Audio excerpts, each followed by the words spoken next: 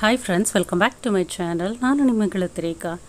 So friends, ಹಿಂದಿನ ಕಾಲದಿಂದಲೂ ಒಂದು ಡೆಲಿವರಿ ಸಿಂಪ್ಟಮ್ಸ್ ಅನ್ನೋದು ಗರ್ಭಿಣಿ ಸ್ತ್ರೀಯರಲ್ಲಿ ಕೆಲವು ದಿನಗಳ ಮುಂಚೆನೇ ಕಂಡು ಬರ್ತಾ ಇತ್ತು.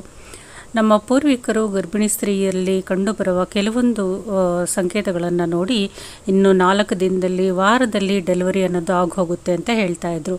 ಆ ಕೆಲವೊಂದು ಸಿಂಪ್ಟಮ್ಸ್ ಯಾವುದು, ಒಂದು ಡೆಲಿವರಿ ಆಗೋದಕ್ಕಿಂತ ಕೆಲವು ದಿನಗಳ ಮುಂಚೆ ಗರ್ಭಿಣಿ ದೇಹದಲ್ಲಿ ಕಂಡುಬರುವಂಥ ಆ ಒಂದು ಸಿಂಪ್ಟಮ್ಸ್ ಯಾವುದು ಅನ್ನೋದನ್ನು ಈ ವಿಡಿಯೋದಲ್ಲಿ ತಿಳ್ಕೊಳ್ಳೋಣ. ಮುಖ್ಯವಾಗಿ 2 ಸಿಂಪ್ಟಮ್ಸು, ಅಂದರೆ 2 ಬದಲಾವಣೆಗಳು ಗರ್ಭಿಣಿ ಸ್ತ್ರೀಯರಲ್ಲಿ ಕಂಡುಬಂದರೆ ಖಂಡಿತವಾಗ್ಲೂ ಒಂದು ಡೆಲಿವರಿ ಅನ್ನೋದು ತುಂಬ ಹತ್ತಿರದಲ್ಲೇ ಇದೆ ಅಂತ ತಿಳ್ಕೊಬೋದು. ಅದರಲ್ಲಿ ಮೊದಲನೇದು, ನಿಮಗೆ ಒಂದು ಲೂಸ್ ಮೋಷನ್ ಆಗ್ತಾ ಇದೆ ಅಥವಾ ಒಂದು ಪದೇ ಪದೇ ಮೋಷನ್ ಅನ್ನೋದು ಹೋಗ್ತಾ ಇದೆ ಅಂತ ಹೇಳಿದ್ರೆ ಖಂಡಿತವಾಗ್ಲೂ ನಿಮ್ಮ ಡೆಲಿವರಿ ಡೇಟು 3 ರಿಂದ 4 ದಿನಗಳು ಅಥವಾ 5 ದಿನಗಳ ಒಳಗೆ ಆಗುತ್ತೆ ಅಂತ ಅದರ ಸಂಕೇತ. ನಿಮಗೆ ರೆಗ್ಯುಲರ್ ಆಗಿ ಹೆಲ್ತ್ ಚೆನ್ನಾಗೇ ಇತ್ತು, ಆದರೂ ಸಹ ಸಡನ್ನಾಗಿ ಏನೂ ತಿಂದೆ, ಬೇಡದೇ ಇರುವಂಥ ಫುಡ್ ಐಟಮ್ಸನ್ನು ತಿನ್ನದೇ ಇದ್ದರೂ ಸಹ ಲೂಸ್ ಮೋಷನ್ನು ಅನ್ಎಕ್ಸ್ಪೆಕ್ಟೆಡ್ ಆಗಿ ಆಗ್ತಾ ಇದೆ ಅಂತ ಹೇಳಿದ್ರೆ ಆಗ ಮಗು ಗರ್ಭದೊಳಗಡೆ ಜಾಗ ಮಾಡ್ಕೊಳ್ತಾ ಇದೆ, ಡೆಲಿವರಿಗೆ ರೆಡಿ ಆಗ್ತಾ ಇದೆ ಅಂತ ಅದರ ಸಂಕೇತ.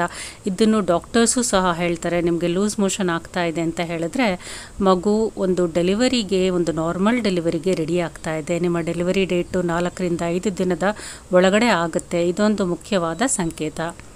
ಎರಡನೇ ಮುಖ್ಯವಾದ ಸಂಕೇತ ಅಂತ ಹೇಳಿದ್ರೆ ನಿಮ್ಮ ಹೊಕ್ಕಳ ಶೇಪ್ ಔಟ್ ಆಗುವಂಥದ್ದು.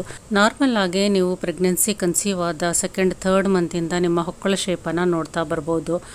ಮೊದಲ ಒಂದು ಟ್ರೈಮಿಸ್ಟರಲ್ಲಿ ಹೊಕ್ಕಳ ಭಾಗ ನಾರ್ಮಲ್ ಆಗೇ ಇರುತ್ತೆ. ದಿನ ಕಳೀತಾ ಹೊಕ್ಕಳ ಶೇಪ್ ಅನ್ನೋದು ನಿಮಗೆ ಶೇಪ್ ಔಟ್ ಆಗ್ತಾ ಬರುತ್ತೆ.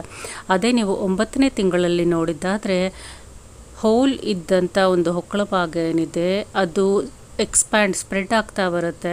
ಅದು ಯಾವಾಗ ನಿಮ್ಮ ಅಂಗೈ ರೀತಿ ಕಂಪ್ಲೀಟಾಗಿ ಫ್ಲ್ಯಾಟ್ ಆಗೋಗುತ್ತೋ, ಒಂದು ಹೊಕ್ಕಳ ಭಾಗ ಏನಿದೆ, ಬೆಲ್ಲಿ ಬಟನ್ ಏನಿದೆ, ಅದು ಫ್ಲ್ಯಾಟ್ ಶೇಪ್, ಅಂದರೆ ನಿಮ್ಮ ಗರ್ಭದ ಜೊತೆಗೆ ಸೇರಿಕೊಂಡಂಗೆ ಫ್ಲ್ಯಾಟ್ ಆದರೆ ಒಂದು ಬೆಲ್ಲಿ ಬಟನ್ ಪೋರ್ಷನ್ನು ನೀವು ಸದ್ಯದಲ್ಲೇ 1 or 2 ಡೇಸಲ್ಲೇ ಡೆಲಿವರಿ ಆಗುವಂಥ ಸಾಧ್ಯತೆ ಇದೆ ಅಂತ ಅದರ ಸಂಕೇತ. ನಿಮ್ಮ ಬೆಲ್ಲಿ ಬಟನ್ ಭಾಗ ಏನಿದೆ ಇದ್ರ ಬಗ್ಗೆ ಖಂಡಿತವಾಗ್ಲೂ ನೀವು ಗಮನವನ್ನು ಹರಿಸಬೇಕು. ಹಿಂದಿನ ಕಾಲದಲ್ಲಿ ನಮ್ಮ ಪೂರ್ವಿಕರು ಈ ಕೆಲವು ಸಂಕೇತಗಳನ್ನು ಇಟ್ಕೊಂಡೆ ಡೆಲಿವರಿ ಸದ್ಯದಲ್ಲೇ ಆಗುತ್ತೆ ಅಂತ ಹೇಳ್ತಾ ಇದ್ರು.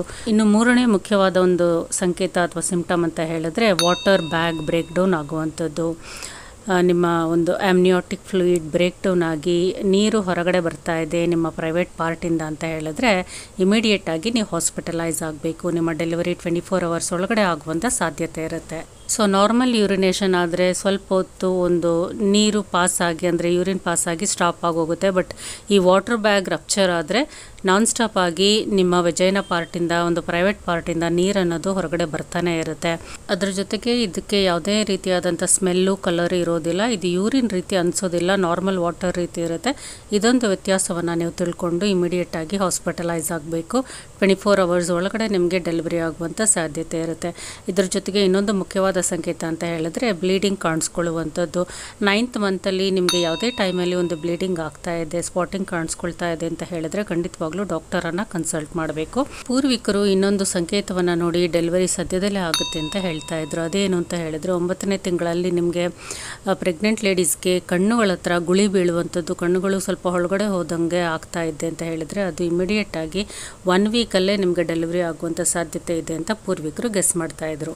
ಸೊ ಫ್ರೆಂಡ್ಸ್, ಈ ವಿಡಿಯೋ ಇಷ್ಟ ಆಗಿದ್ರೆ ಲೈಕ್ ಮಾಡಿ, ಶೇರ್ ಮಾಡಿ, ಕಮೆಂಟ್ ಮಾಡಿ. Thank you for watching.